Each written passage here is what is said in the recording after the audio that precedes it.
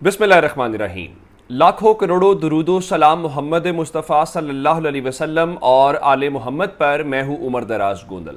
मैं एक लम्हे के लिए पाकिस्तान में क्या कुछ हो रहा है, इससे कौन गिरफ्तार हो रहा है, कौन पार्टी छोड़ रहा है, कौन इलेक्शन रोक रहा है, कौन इलेक्शन करवा रहा है, इन सब खबरों को एक लम्हे के लिए रोक देना चाहता हूँ। उसकी वजह यह है, हम पिछले थोड़े अरसे से बहुत क्राइसिस के अंदर है। जाहिर है उसका इम्पैक्ट हम सब के ऊपर है। मैं आपके सामने एक ऐसी खबर लेके आया हूँ जो हम सब के लिए फ़ख्र का बायस है, और हर पाकिस्तानी, वो पाकिस्तान के अंदर है, दुनिया के किसी भी कोने के अंदर है, जाहिर है वो पाकिस्तान के लिए लड़ने वालों, पाकिस्तान के लिए जान देने वालों, या हर वो किसी भी यूनिफॉर्म के अंदर हो, वो बगैर यूनिफॉर्म के हो, जो पाकिस्तान का बेटा है, पाकिस्तान के लिए काम करता है, जाहिर है वो हमारे लिए, हमारे माथे का झूमर है और हमारे लिए फ़ख्र का बायस है। मैं आज जो स्टोरी आपके लिए लेके आया हूँ, सियासी कुछ चीज़ें बताऊंगा, लेकिन वो ज़रा बाद में। अभी फ़िलहाल मैं आपको आज पूरी कौम की तरफ से, जाहिर है हम अपने इदारे को, हमारे वो जो अपनी जान हथेली पे रख के मुख्तलिफ मुल्कों में काम करते हैं या जहाँ जहाँ पे भी काम करते हैं, आज ISI को शाबाश भी देना चाहते हैं। और अब ये है उनका कमाल,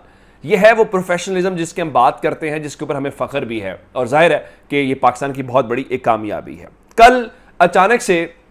और फिर इस दौरान बहुत सारी ऐसी कामयाबियां जिनके ऊपर बात होनी चाहिए, पॉजिटिव एस्पेक्ट्स हैं, लेकिन उनके ऊपर बात नहीं होती। उसकी वजह ये नालायक हुक्मरान हैं, ये लोग जो इक़्तिदार में आके बैठ गए हैं, इनकी वजह से बहुत सारे क्राइसिस है, और हम ये बतौर कौम ही डिज़र्व नहीं करते। हम कोई नाकाम कौम दुनिया के अंदर नहीं है, हम कोई नाकाम मुआशरा नहीं है, लेकिन जाहिर है कि जिनके मफादात इस सारे खेल के साथ जुड़े हुए हैं वो इसका हिस्सा है। अच्छा, कल अचानक से एक आदमी जो है वो TV के ऊपर आता है, और उसके बाद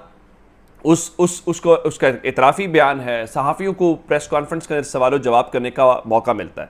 ये जो शख्स है, इसका नाम गुलजार इमाम शंबे इसका नाम है। मैं इस हवाले से कि ये कौन है, ये कहाँ से गिरफ़्तार हुआ है, वो बताने से पहले आपको ये बताना चाहता हूँ कि पाकिस्तान के जो बेटे हैं, जो ISI के, वो जिनको हम देखते भी नहीं, हमें पता भी नहीं होता किस रूप के अंदर होते हैं,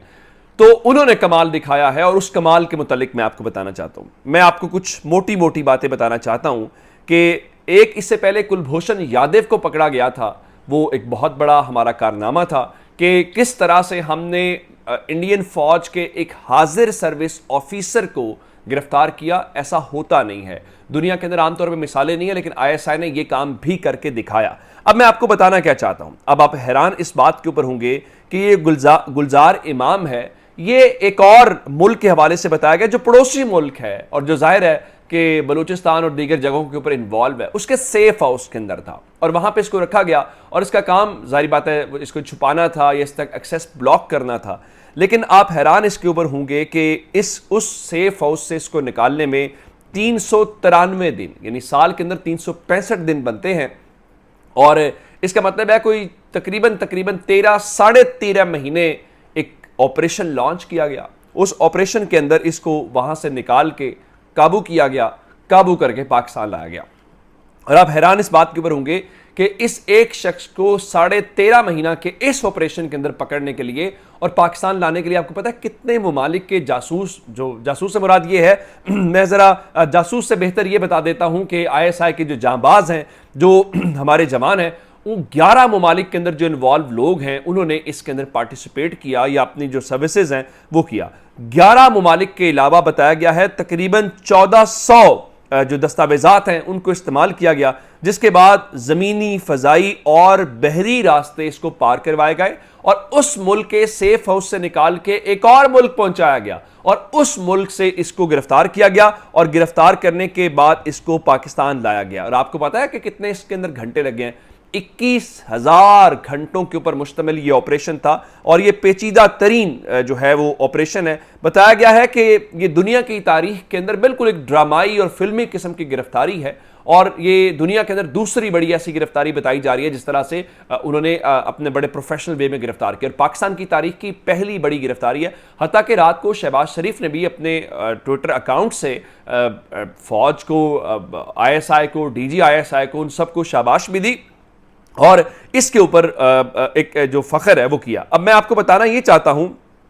कि ये शख्स आखिर इतना खौफनाक इस हवाले से क्यों था, या इसके ऊपर क्या वो ऐसी बातें हुई। तो मैं इसके मुतालिक आपको जो तफसीलात हैं वो आपको देना चाहता हूँ कि ये जो शख्स जिसका नाम मैंने आपको गुलजार इमाम उर्फ शंबे बताया है, ये इसका ताल्लुक बलूचिस्तान के इलाके पंजगोर से बताया गया है और ये गवादर की एक साहिली पट्टी है। अच्छा, हुआ क्या कि गुलजार इमाम के मुतालिक बताया जाता है कि सन 2002 के अंदर एक इसने जो वहाँ की स्टूडेंट तंजीम है जिसको बलूच स्टूडेंट ऑर्गेनाइजेशन BSO कहते हैं, वहाँ से बुनियादी तौर पे अपनी नज़रियाती वाबस्तगी का आगाज़ किया स्टूडेंट ऑर्गेनाइजेशन से, और उसके बाद ये एक जो अस्करी तंजीम है बलोच रिपब्लिकन आर्मी BRA जिसको आप कहते हैं, उसके साथ शमूलियत इख्तियार की। और उसके बाद हुआ क्या कि 2018 में जब बलोच रिपब्लिकन आर्मी BRA और बलोच नेशनल आर्मी BNA में फूट पड़ी, तो गुलजार इमाम ने BRA को छोड़ा और वो सरफराज बंगलजई के साथ मिलकर उसने बलोच नेशनलिस्ट आर्मी बना ली और एक ग्रुप जो है वो चलाता रहा। अब हुआ ये कि इसने 7,000 का एक लश्कर या वो सारा कुछ तैयार किया, और बताया गया था कि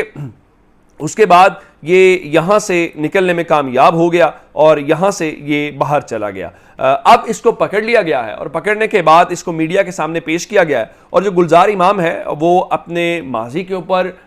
गलतियाँ जो उसने की हैं उसके ऊपर माफ़ी भी मांगता है, और साथ ही उसने कहा है कि इससे मसाइल हल नहीं होंगे, और उसने अपने आप को रियासत के रहमो करम के ऊपर छोड़ दिया है कि रियासत उसके साथ क्या सलूक करती है। और इसको जो नेशनल आर्मी है उसके बानी के तौर पे मीडिया के सामने पेश किया गया है, और उसने अब ये कहा है कि मैं